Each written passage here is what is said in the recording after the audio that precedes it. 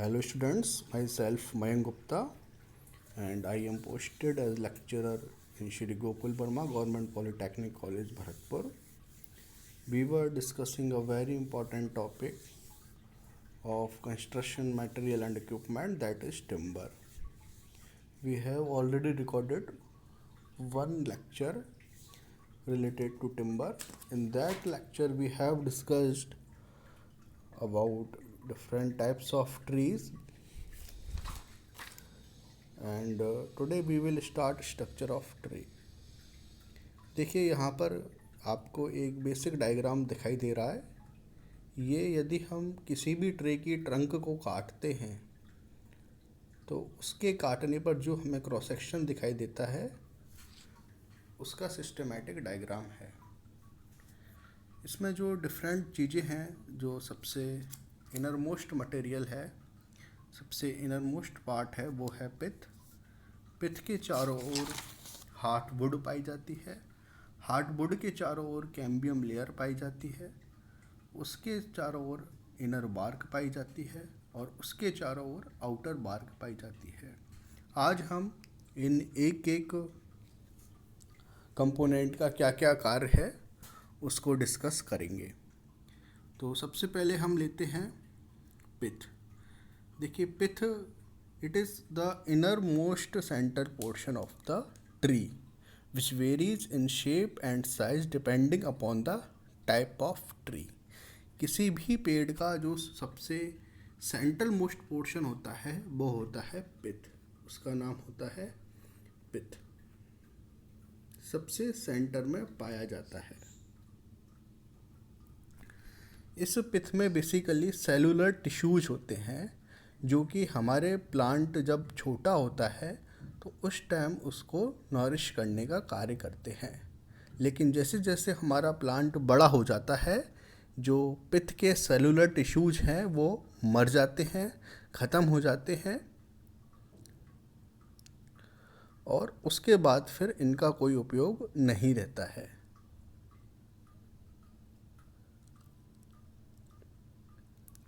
हमारी जो वुड है, हमारी जो लकड़ी है, उसका शेप इस पिथ के चारों ओर फाइबर्स के द्वारा ही प्लांट में कैरी किया जाता है। पिथ का एक दूसरा नाम मेडुला भी होता है, MEDULLA। तो बेसिकली पिथ का कार्य क्या है? पिथ का कार्य होता है कि जो हमारा प्लांट है जब वो छोटा है तो उसके नरिशमेंट का कार्य करता है, लेकिन जब प्लांट बड़ा हो जाता है तो उसके जो सेलुलर टिश्यूज हैं वो डिके ख़त्म हो जाते हैं और उसके बाद उसकी कोई उपयोगिता नहीं रहती है। लेकिन जो सैप ऑफ वुड होता है वो हमारे पिथ के चारों तरफ जो फाइबर्स हैं उनके द्वारा ही कैरी किया जाता है। पिथ का दूसरा नाम मेडुला भी होता है। पिथ कहाँ पाया जाता है? पिथ हमेशा हमारे ट्री के सबसे सेंट्रल पोर्शन में पाया जाता है। ये हमारा पिथ होता है। दूसरा जो हमारा इम्पोर्टेंट है वो है हार्डवुड।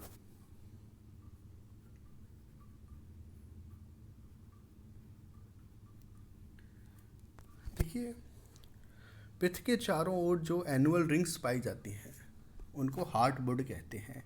ये हमारा डायग्राम है। इसमें जो सबसे सेंटर में है ये पिथ था यहाँ पर, और इसके चारों तरफ ये जो है रिंग्स, ये जो इसके चारों तरफ जो रिंग्स हैं उसे हम हार्डवुड के नाम से जानते हैं। हार्डवुड का जो कलर होता है वो डार्क होता है, जिससे कि हमें यह पता लगता है कि ये हमारे प्लांट का एक डेड पोर्शन है जो कि उसकी ग्रोथ में कोई भी एक्टिवली पार्टिसिपेट नहीं करता है। हार्डवुड कभी भी हमारे प्लांट की ग्रोथ में एक्टिवली पार्टिसिपेट नहीं करता है, लेकिन हार्डवुड हमारे प्लांट को स्ट्रेंथ और रिजिडिटी देता है, जिससे कि हमारा प्लांट एक जगह पर खड़ा रहता है। इसके अलावा जो हमें उस प्लांट से लकड़ी मिलती है, उस लकड़ी को ज़्यादा ड्यूरेबल बनाने का कार्य हमारी हार्डवुड करती है, क्योंकि हार्डवुड हमारे प्लांट को रिजिडिटी देती है, जिससे कि जो लकड़ी है वो इंजीनियरिंग पर्पसेज के काम में आती है। इसके बाद में हार्डवुड के बाद में हमारा जो नेक्स्ट है वो है सैपवुड।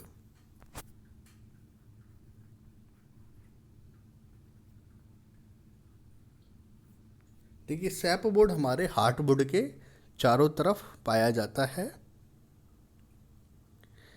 इसका जो कलर होता है वो लाइट होता है। मैंने आपको बताया था हार्डवुड का कलर डार्क होता है जबकि सैपवुड का कलर लाइट होता है, और जिससे कि हमें यह पता लगता है कि ये जो सैपवुड है ये हमारे ट्री की ग्रोथ में एक्टिवली पार्टिसिपेट करता है, क्योंकि इस सैपवुड के थ्रू हमारे प्लांट का जो सैप है उसका मूवमेंट होता है।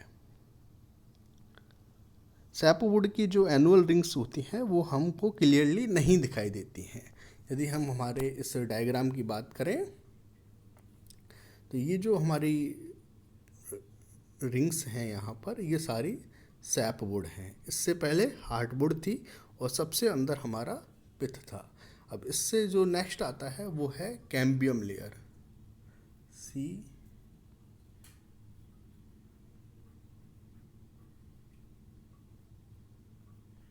Cambium layer.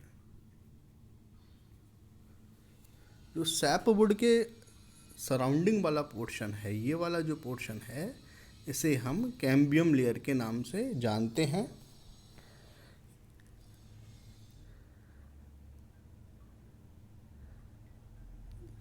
ये प्लांट का वो पोर्शन होता है जो कि सैपवुड में कन्वर्ट नहीं हो पाता है। अतः हम कैम्बियम लेयर को देखकर प्लांट की फ्यूचर ग्रोथ को डिसाइड करते हैं। यदि किसी भी कारण से हमारे प्लांट की जो आउटर बार्क है वो एक्सपोज हो जाती है तो उसके कारण से कैम्बियम लेयर की ग्रोथ रुक जाती है, जिससे हमारे प्लांट के डेथ होने की संभावना रहती है। तो बेसिकली कैम्बियम लेयर कहाँ पाई जाती है? कैम्बियम लेयर सैपवुड और जो इनर बार्क है उन दोनों के बीच में पाई जाती है। ये प्लांट का वो हिस्सा होता है जो कि सैपवुड में कन्वर्ट नहीं हो पाता है, इसलिए किसी भी प्लांट की फ्यूचर ग्रोथ को हम कैम्बियम लेयर को देखकर डिसाइड करते हैं। नेक्स्ट हमारा है मेडुलरी रेज।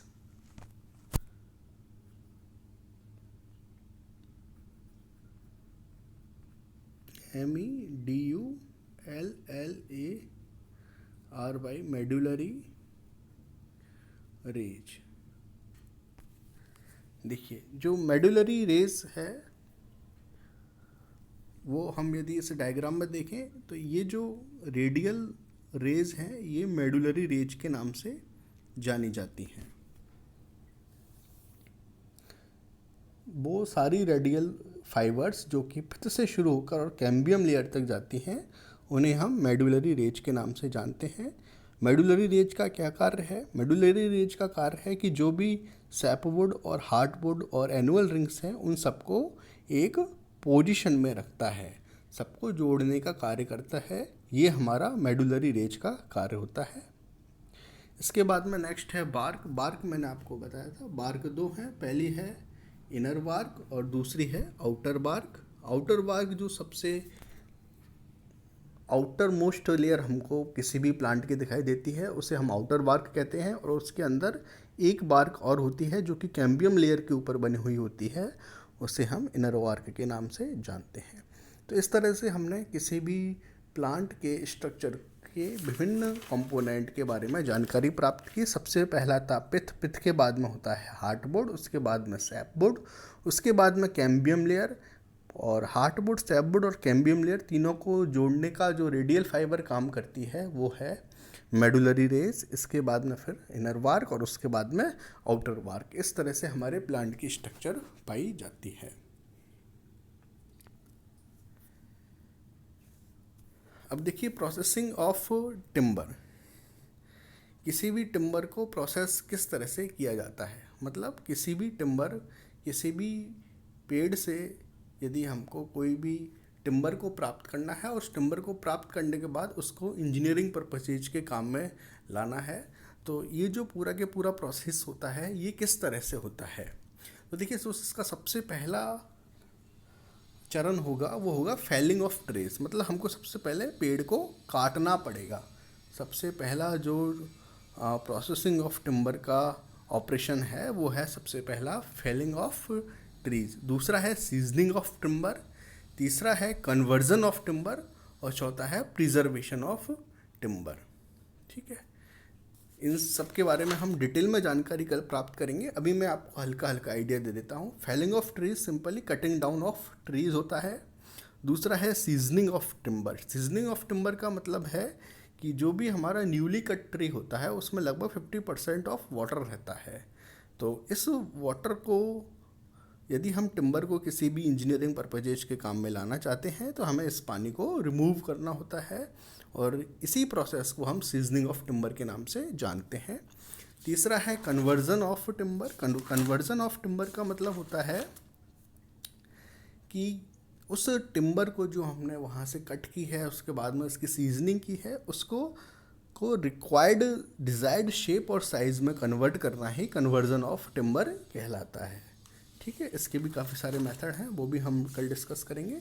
और लास्ट में होता है preservation of timber. Preservation of timber का मतलब है कि उस टिम्बर को जिसकी हमने सीजनिंग भी कर दी, उसको हमने डिजायर्ड साइज एंड शेप में लाके कन्वर्जन भी कर दिया, उसको आगे फ्यूचर में प्रिजर्व करने के लिए, उसकी लाइफ को बढ़ाने के लिए, उसको और ड्यूरेबल बढ़ाने के लिए, उसको जितने भी इंसेक्ट, फंजाई या टर्माइट हैं उनके अटैक से बचाने के लिए हमको उसे प्रिजर्व करना पड़ता है।